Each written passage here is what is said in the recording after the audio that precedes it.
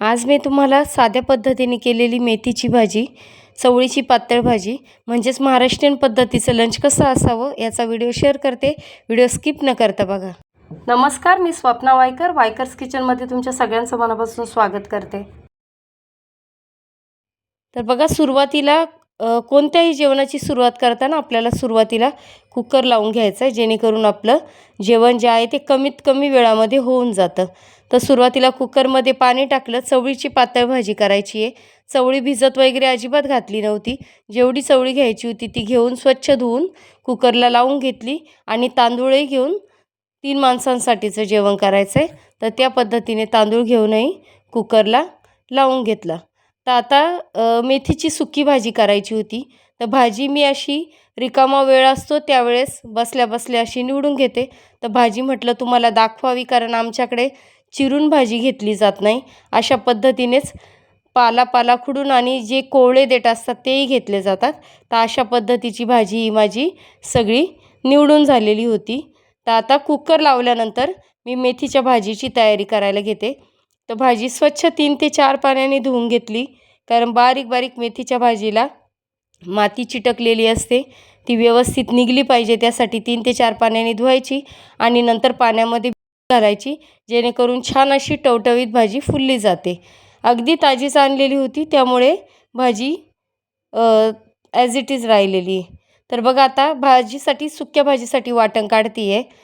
7-8 पाकळ्या लसूण घेतल्या आणि 3 ते 4 हिरवी मिरची, शेंगदाणे, चवीनुसार मी मीठ आत्ताच टाकले. तुम्हाला अंदाज नसेल तुम्ही भाजी शिजल्यावर टाकू शकता अगदी.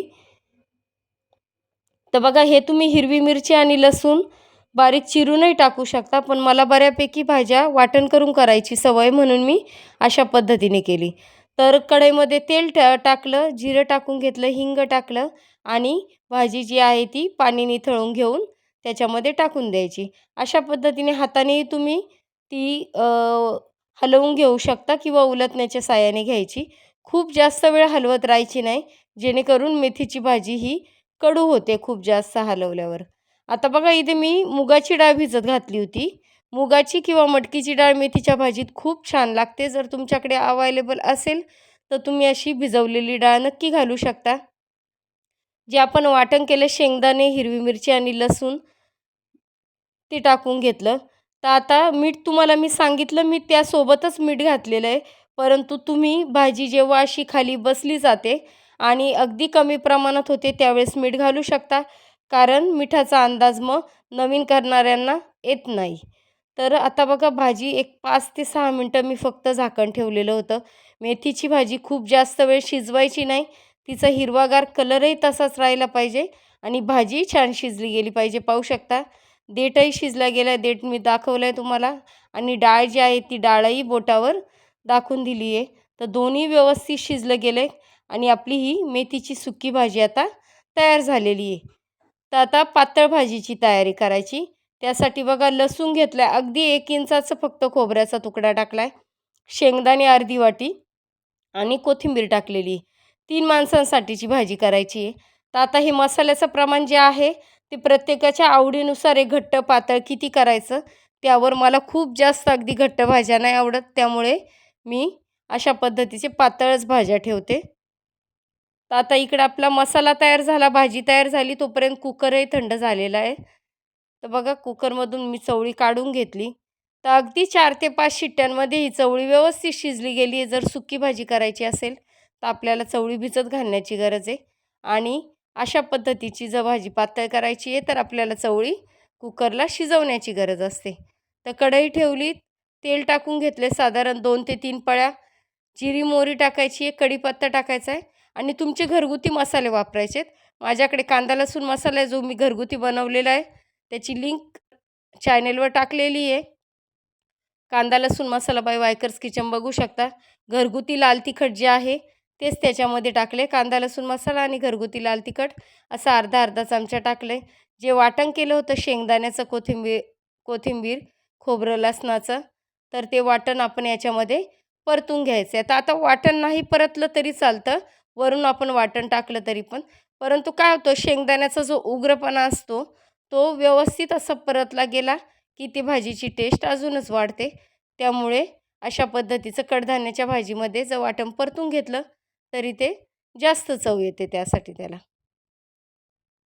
व्यवस्थित असं तेल सुटलं आहे बघा. आणि आता आपल्याला ती शिजलेली जी चवळी आहे ती त्या पाण्यासकटच टाकायची. आता काही लोकं पाणी त्यातलं काढून टाकतात. चवळी वाल झालं याचा थोडासा असा वास येतो उग्र त्यामुळे. परंतु मी शिजलेलं थोडंच पाणी टाकलेलं होतं, त्याच्यामध्ये खूप जास्त नव्हतं, तर ती पाण्यासकट टाकलेली आहे.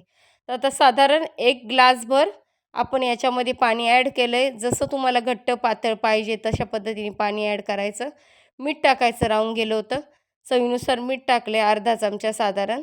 आणि बघा अशा पद्धतीने एक 10 ते 15 मिनटं भाजीला झाकण ठेवून उकळी येऊन दिली, तर अशा पद्धतीने आपली ही भाजी तयार झालेली आहे.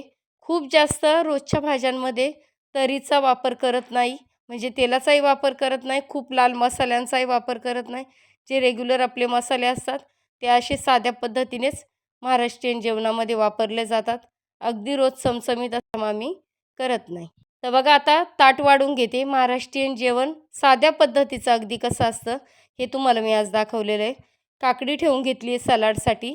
आवळा आणि हळदीचं गुणकारी लोणचं जे मी व्हिडिओ टाकलेला आहे वायकर्स किचन चॅनेलवर, तुम्ही नक्की जाऊन बघू शकता. भात वाढून घेतला आहे आणि चवळीची पातळ भाजी आणि मस्त अशी हिरवीगार मेथीची भाजी बघा. ॲज इट इज कलर आहे तिचा.